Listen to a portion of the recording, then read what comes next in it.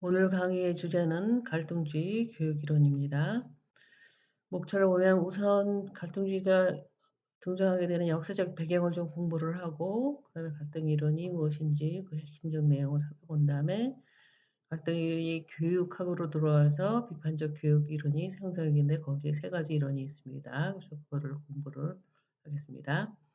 역사적 배경을 먼저 보면은 1970년대 갈등 이론이 등장을 하는데 왜 이때 등장을 했느냐 하는 걸 이해하는 게 굉장히 중요하죠. 그래서 1960년대 70년대는 굉장히 격동적인 시기고 굉장히 바이올런트한 폭력적인 일이 많으면서 사회가 굉장히 어지럽고 혁명이 많고 운동이 연락이 일어났던 그런 시기입니다. 그래서 우선 보면은 그 암살이 많았어요, 폭력적인. 그래서 미국의 대통령인 JF 케네디가 1963년에 암살이 되고 미국의 흑인 인권 운동가인 말콤 엑스가 65년에 암살이 되고 마틴 루터 킹 주니어가 68년 미국 흑인 운동가죠.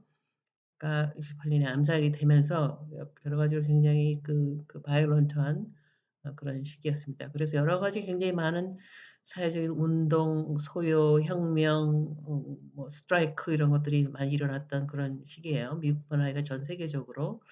그의 시작은 이제 파리에서 1968년 5월에 일어났던 파리의 봄이라는 Paris Spring이라는 이 사건이 결정적인 시작점 계기가 됩니다. 그래서 역사적으로 굉장히 유명하고 굉장히 중요한 사건인데 이거를 길게 설명할 수는 없고 이거에 대한 유튜브도 있고 그래요. 그러니까 뭐 관심 있는 사람 보는데 우선은 학생들이 캠퍼스에서 먼저 일어나는 학생 운동으로 시작을 합니다. 투이션 문제 가지고 학생들이 학교에서 데모를 하고 일어나면서 그것이 전체적인 어 제너럴 스트라이크로 번지면서 파리 전체가 어 이 소요가 일어나면서 프로테스트가 일어나고 스트라이크가 일어나면서 인제 뒤집어졌던 그런 사건이고 이것이 영향을 받고 그게 영향을 받았더니 전파를 받으면서 굉장히 많은 전 세계적으로 이런 사회 운동, 개혁 운동 이런 것들이 혁명 이런 것들이 일어났던 시기입니다. 그래서 미국에는 경우를 보더라도 시빌 라이츠 무브먼트 흑인들의 인권을 위한 그런 운동이 굉장히 열심히 일어났었고 학교 캠퍼스의 스튜던트 운동들도 굉장히 많이 일어나고 그다음에 이제 결정적인 게 인제 엔타이 비에트남 워 반전 운동이 굉장히 심하게 일어나면서 사회가 전반적으로 운동들이 일어나고 전 세계적으로도 이런 게 일어나서 뭐 UK, 영국, 멕시코, 프라그, 폴란드, 유고슬라비아 등 많은 나라에서 그런 일어납니다. 한국에서도 1970 년대 말 80 년대 이때가 인제 70 년대부터 80 년대에 걸쳐서 한국에서도 학생 운동이 대학생들의 학생 운동이 굉장히 활발했던 시기인 거는 뭐 다 아는 얘기고.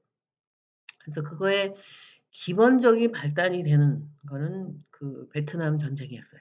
베트남 전쟁이 1955 년부터 70 년까지 20 년간 계속됐던 굉장히 긴 전쟁이고 이게 전세적으로 그리고 특히 미국 역사뿐만 아니라 전 세계적으로도 베트남 전쟁이라는 게 굉장히 중요한데 미국에서는 미국이 첫 번째로 그리고 오로지 완전히 패배했던 전쟁이에요.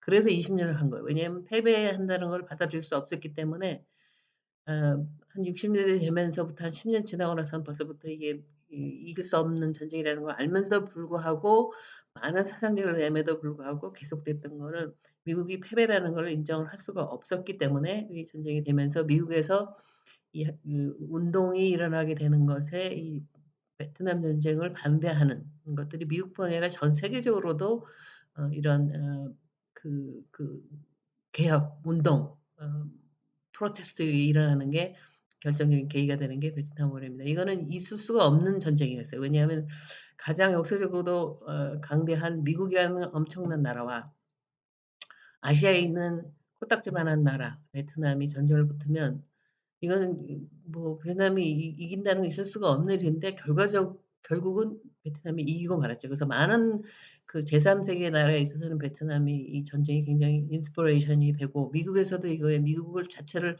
다시 이해하고 재조명하는 데 굉장히 결정적인 계기가 되는 그런 중요한 전쟁입니다. 그래서 그거를 바탕으로 해서 60 년 70 년대에 뉴 제너레이션이라는 그 제너레이션의 큰 변화가 생겨요.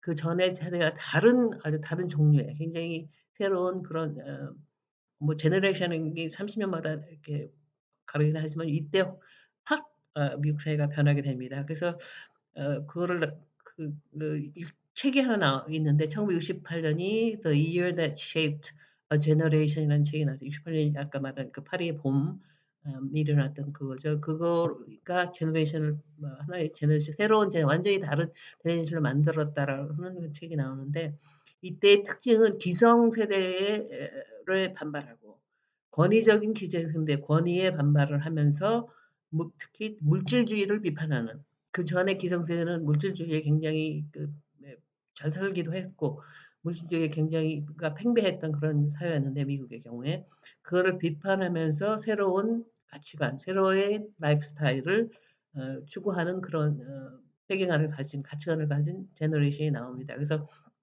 그거를 잘 표현했던 대표적인 게 그 잔 노는의 Imagine이라는 노래가 있어요. 1970 년에 나온 건데 이 가사를 보면 이 새로운 제너레이션이 가지고 있던 가치관, 세계관, 라이프 스타일 이런 것들이 잘 나타나니까 뭐 유튜브에서 한번 이 가사를 한번 보면서 노래를 한번 들어보시기 바랍니다. 그래서 이때 이제 카운터 컬처라는 것이 운동이 많이 형성이 되면서 나타나게 됩니다. 히피 같은 거.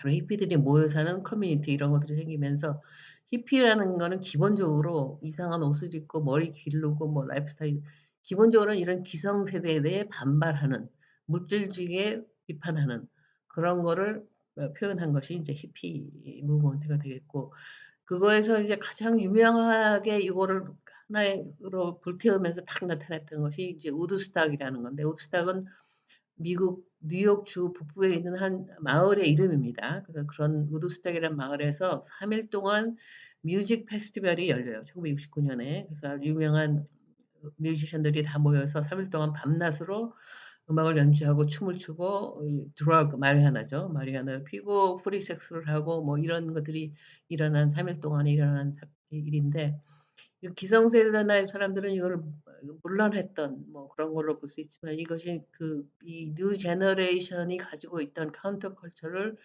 아주 집약적으로 잘 보여줬던 그런 사건이라고 볼 수가 있어요. 제가 듣기로는 이제 스티브 잡스의 자서전이 몇 년 전에 한국에서 베스트셀러로 팔리면서 이 사람의 라이프 스타일이 굉장히 무슨 특이하고 굉장히 예외적인 것으로 이해하는 경우가 있는 것 같은데 사실은 스티브 잡스가 표현했던 살았던 라이프 스타일이나 가치관이나 세계관 이게 바로 이 뉴 제너레이션의 카운터 컬처를 어 잘 보여준 예시가 되는 거예요. 그래서 이 사람이 그렇게 뭐 완전히 이상한 사람이거나 뭐 익스트림한 라이프 스타일을 가지고 그런 게 아니고 그 당시에 가졌던 이 뉴 제너레이션의 라이프 스타일과 가치관들을 잘 표현했던 그런 책이라고 보습니다. 이런 새로운 사회 개혁적인 분위기, 사회 운동의 분위기에 따라서 이론도 변화하게 되면서 비판 이론이 등장을 하게 되는 거죠. 그래서 소위 말하는 갈등 이론이라는 것이 다양한 이름으로 불리면서 70 년대에 등장을 합니다. 비판 이론이라고도 부르기도 하고 갈등 이론, 막스 티어리즈 여러 가지 이름으로 나타나는데 이게 교육학뿐만 아니라 인문학, 사회과학 전반에 걸쳐서 동시에 등장을 하고 영향력을 미치게 됩니다. 그래서 거기에서 중요한 이론들은 이제 막시즘 이게 가장 중요한 게 막시즘이에요. 그다음에 이제 막스 베버의 지혜 경쟁 이론, 뭐 남미에서 나온 디펜던트 종속 이론 이런 것들이 있는데 가장 핵심이 되는 거는 막시즘입니다. 그래서 막시즘을 모르면 이 갈등 이론을 이해하기가 어려운데 막시즘에 대한 이론에 대한 공부가 뭐 원래 막시즘이 타부가 된 나라들이 꽤 있기 때문에 많이 하는데 여기서 설명하기엔 너무 기니까 그냥 넘어가겠습니다. 그래서 갈등 이론의 핵심 아이디어만 추리면 사회를 어떻게 보느냐, 사회 구성을 어떻게 보느냐에 있어서 지난주에 공부한 기능주의에서는 사회를 하나의 유기체라고 봤다 이거죠. one happy family인데 갈등 이론에서는 사회는 하나로 구성되어 있는 게 아니라 둘이나 또는 셋이나 넷이나 여러 집단으로 돼 있지 하나가 아니다 이거죠. 마크시즘에서 에서는 당연히 둘로 봤죠. 둘은 부르주아지, 프롤레타리아, 자본과 노동자 둘로 구성되어 있다라고 보고 그 관계를 이루는 기본적인 메커니즘 기본적인 구성 성격은 기능주의에서는 균형과 조화라고 equilibrium and harmony가 여러 부분들을 이 균형을 잡아서 하나의 유기체로 하는 있다고 설명을 했는데 이 갈등 이론에서는 기본적으로 이 집단이 있는데 그러니까 말씀이 두 개죠. 노동자, 자본가의 이 관계는 서로 충돌하고 경쟁을 해요. 자본가가 돈을 많이 벌면은 노동자의 임금을 적게 줄수록 어 이 이 이 이득이 많아지죠. 그러니까 이 관계는 서로 경쟁적이고 충돌하는 관계에 있기 때문에 기본적인 관계의 성격은 사회의 기본 성격은 conflict다. 이 갈등적인 거지 어 이큐리브이나 하모니나 이런 게 아니라고 보는 전혀 반대로 보는 입장이죠. 그리고 그래서 이 conflict가 이 이론의 이름이 conflict theory가 바로 여기서 나오는 겁니다. 그리고 이 갈등 대립이 이 대립을 뭐 해소하기 위해서 협상을 하거나 아니면 부딪혀서 싸우거나 분쟁이 일어나거나 심한 경우에는 혁명까지 일어나고 이런 식으로 해서 사회 변화의 원동력이 바로 이 갈등이 대립이 사회 변화의 원동력이라고 여기서는 설명을 하고 있습니다. 기능주의하고는 굉장히 다르게 설명을 하죠. 이런 갈등 이론이 교육학에도 인제 영향을 미치면서 70 년대 후반에 특히 일어나면서 비판적 교육 이론이라는 것이 등장을 합니다. Critical Education Theories인데 그 비판적 교육 이론의 핵심에 다루고 있는 핵심 문제는 자본주의 사회 안에서 교육의 역할, 기능이 무엇일까 하는 거를 재조명하는 거고 그걸 다시 말하면 이 특별히 학교가 사회 평등에 기여하는가 어 사회 불평등을 해소하고 축소하는 역할을 학교가 하는가. 왜냐하면 그렇다고 오랫동안 기능주의나 그 리버럴 자유주의적 교육 프로그램에 대해서는 주장을 했고 그리고 일반 대중도 그렇게 믿고 있는 경우가 굉장히 많기 때문에 이게 보편적인 생각이었어요. 그래서 실제로 학교가 그러면 그렇게 사회 평등을 기여하는가 하는 거를 가 이 교육 비판적 교육 이론의 핵심 문제가 되겠습니다. 그래서 여기서 주장하는 결론적으로 주장은 학교는 자본주의 사회의 불평등을 늘리지도 않고 줄이지도 않고 그대로 reproduce 한다. 그래서 reproduction이라고 합니다.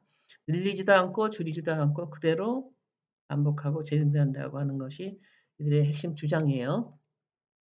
근데 그러면 교육을 어떻게 재생산하냐? 교육이 사회의 불평등을 어떻게 재생산하냐 how에서 설명하는 데 있어 세 가지 방법이 있습니다. 그래서 이론이 세 가지가 있어요. 경제적 재생산 이론, 문화적 재생산 이론, 정학 이론 이렇게 세 가지가 있습니다. 경제적 재생산 이론 economic reproduction theory인데 이 이론을 성립한 사람이 이제 보즈 앤 킨티스라는 미국의 경제학자예요. 이 사람이 둘이서 같이 1976 년에 Schooling in Capitalist America라는 책을 출간을 합니다. 이 책이 비판적 교육 이론의 거의 시작이라고 보면 돼요. 이 책이 나오면서 엄청난 반향을 일으키고 엄청나게 유명한 책입니다. 그래서 여기서 경제적 재생산 이론을 주장을 하면서 엄청난 영향을 미치게 되는데 이 책에서 다루고 있는 문제는 굉장히 간단해요. 학교가 아까 말했듯이 사회를 평등하게 만드는가? 학교가 진짜 the great equalizer 평등화자인가? 아까 말한 그 문제 기본적인 그리고 중요한 그런 한 문제를 여기서 문제에 대한 해결을 찾고자 합니다. 그래서 연구 방법으로는 이제 메타 애널리시스라는 방법을 썼는데 메타 애널리시스라는 건 이 사람들이 직접 자료를 모아서 분석을 해서 결론을 내는 게 아니라 그동안에 있었던 연구들 데이터들을 모아서 그거를 통계적으로 분석을 하는 방법이 이제 메타 애널리시스라는 거 있는데 그런 걸 통해서 인제 해답을 얻는 거죠. 그래서 여기서 봤던 건 부모의 SES Social Economic Status와 그 자식의 SES하고 상관관계를 보는 거였어요. 그래서 평등하다면 교육이 학교가 평등에 기여를 한다면 부모의 SES하고 그 자녀의 SES의 코릴레이션이 낮아야 되죠. 적어야 되죠. 적어야 됩니다. 근데 분석을 해 보면 결과적으로 이 둘 간의 코릴레이션이 굉장히 높게 나와요. 0.7 정도 나오는데 사회학에서 0.7은 엄청나게 높은 겁니다. 그러니까 즉 부모의 인컴에 따라 가정 배경이 어떠냐에 따라서 한 사람의 미래의 경제적인 지위 소시오 이코노믹 스테이스가 결정이 된다. 엄청난 정도의 영향을 받는다. 금수저, 흙수저 얘기죠. 금수저 집에서 태어난 애들은 금수저로 끝날 가능성이 크고 흙수저에서 태어난 사람들은 흙수저로 된다. 그 관계가 0.7 정도 된다라는 그런 결론이 나오게 됩니다. 그래서 결국 재생산한다. 그대로 그 금수저는 금수저가 되고 흙수저는 흙수저가 된다. 그게 재생산된다는 이론인데 reproduce 된다라고 주장을 하는데 produce라는 말은 아니에요. 학교가 불평등을 사회 불평등을 새로 만들어낸다 그런 게 아니고 원래 있던 거를 그대로 반복한다. 재생산한다는 얘기죠. 그리고 개인적으로 예외가 없다는 얘기는 아닙니다. 금수저로 태어나서 어 밑으로 내려갈 수도 있고 아니면 흙수저로 태어났는데도 계층 상승을 통해서 금수저가 될 수도 있고 그런 거죠. 그래서 그러나 전체적으로 통계적으로 보면은 금수저는 금수저로 되고 흙수저는 흙수저로 된다 이런 뭐 이해하기 어려운 건 아니게 됐습니다. 뭐 어떻게 이런 재생산이 일어나는가를 이 사람들은 어떻게 설명했냐면 대응이라는 걸로 설명을 했습니다. 대응이라는 건 서로 이렇게 1대1로 같이 같이 가는 거죠. 거울에 비치듯이 이렇게 되는 거죠. 그래서 자본주의와 학교가 서로 대응을 한다 이거죠. 같이 간다 이런 얘기죠. 그래서 사회관계 자본주의 사회의 사회관계가 학교의 사회관계하고 일치가 되고 학교에서 가르치는 규범과 가치 이런 것도 자본주의 사회에서 중요시하는 기본이 되는 거를 학교에서도 가르치고 그렇게 되면서 서로 대응을 하는 학교에서 가르치는 교육과정 내용 지식들도 자본주의 사회에서 필요로 하는 것과 대응을 한다 이거죠. 그래서 엘리트 학교에서 가르치는 아니 뭐 리더십이라든가 창의성이라든가 문제 해결 능력이라든가 이런 거를 중심으로 한 교육과정 내용 이런 거를 가르친다 하면은 워킹 클래스 있는 학교에서 가르치는 내용이나 는 가치는 암기나 기본적인 정보라든가 아니면 뭐 규칙을 지키는라든가 복종이라든가 이런 식으로 내용도 다르다. 이래서 서로 대응을 한다라고 사람들은 주장 그 과정을 통해서 재생산이 이루어지고 그래서 결론적으로 미국의 자본주의 사회에서 학교가 하는 역할은 크게 두 가지라고 주장을 합니다. 그러니까 아까 말했듯이 불평등을 재생산하고 그리고 그렇게 통해서 이런 사회의 계급적 불평등을 정당화하는 역할을 한다 이거죠. 이거 뭐 네가 학교에서 잘 못하고 네 잘못이지 사회 전체로는 정당하다라고 하는 정당화 역할을 한다고 주장을 합니다. 두 번째 이론은 이제 문화적 재생산 이론인데 이거를 주장하고 만든 사람이 이제 피에르 볼두라는 프랑스의 사회학자입니다. 엄청나게 유명한 사람이고 음 저서도 엄청나게 많은 저서를 남긴 사람인데 그중에서 우리가 지금 공부하는 교육의 문화적 재생산 교육 이론에 가장 관계된 책은 인제 그 첫 번째 이 책이에요. Reproduction in Education, Society and Culture라는 책이 인제 1970 년도에 이 사람이 저서를 했고 77 년에 영어로서 출판이 된 이 책이 인제 시작이라고 볼 수 있습니다. 그 이외에도 인제 뭐 디스팅션이라든가 더 로지컬 프랙티컬 뭐 굉장히 많은 책이 있어요. 근데 이 리프로덕션은 책에서 이 사람이 주장한 문화적 재생 이론의 기본 아이디어에서 가장 중요한 개념이 헤비터스라는 겁니다. 헤비터스. 요거를 이해해야지 문화적 재생술 컬처럴 캐피탈이라는 티오리를 이해를 할 수가 있어요. 헤비터스는 헤빗하고 비슷하긴 하지만 정확하게 같은 건 아닙니다.